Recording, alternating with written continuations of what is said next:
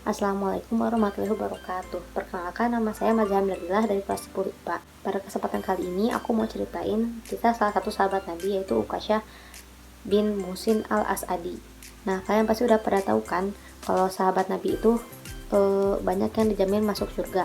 Tapi mereka dijamin masuk surga ini nggak dijamin mereka nggak dihisab dulu. Ada satu sahabat Nabi yang dijamin masuk surga dan tanpa hisab, yaitu Ukasyah bin Muhsin ini.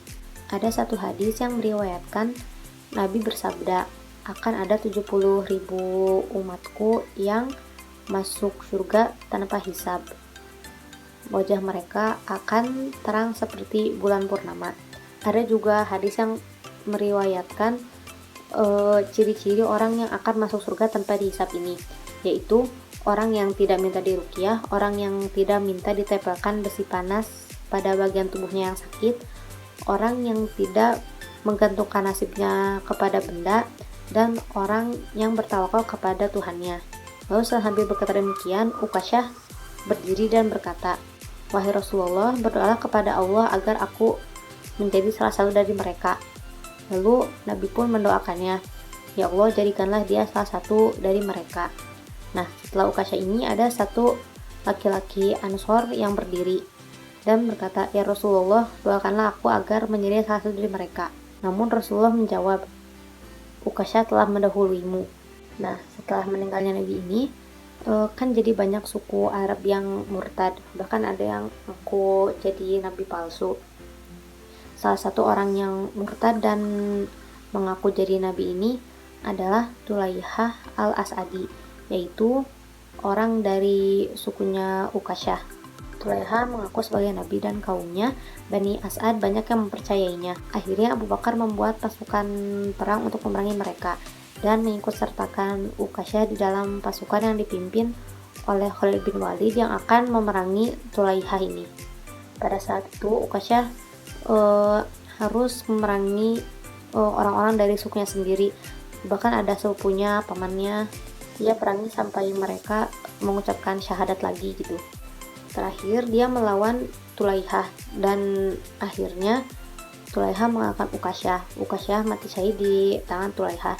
Sebagian ulama bilang kalau Ukasyah ini dijamin masuk surga tanpa hisab karena kejadian ini. Terus ada riwayat lain yang menyebutkan kalau sebelumnya ini Ukasyah sempat menyerang dan membunuh Jibal, anaknya Tulaihah.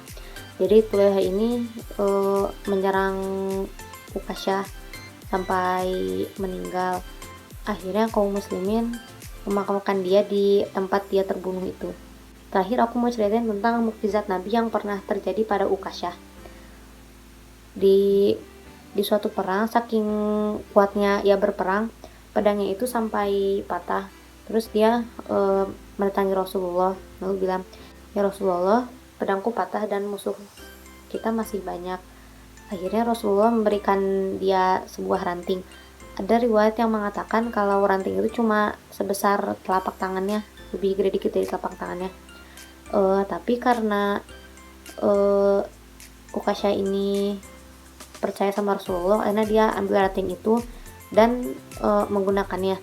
Dia naik kuda terus menganjung-anjungkan rantingnya itu, dan rantingnya itu berubah jadi pedang, dan pedangnya itu dijuluki Al-Aun yang berarti penolong.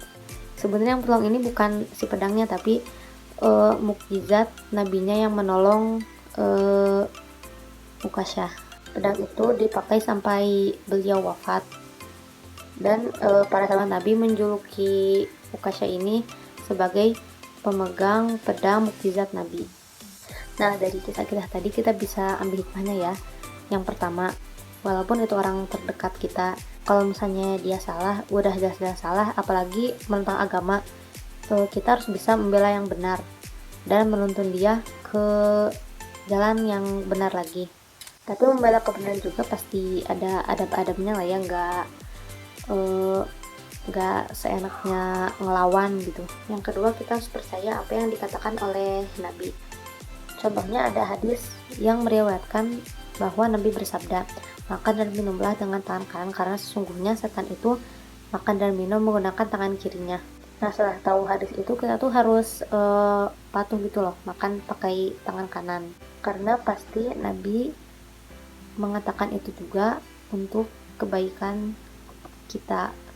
Nah, mungkin segitu aja yang bisa aku sampaikan. Untuk kekurangan dan segala kesalahannya mohon dimaafkan. Wabillahi taufiq wal hidayah. Wassalamualaikum warahmatullahi wabarakatuh.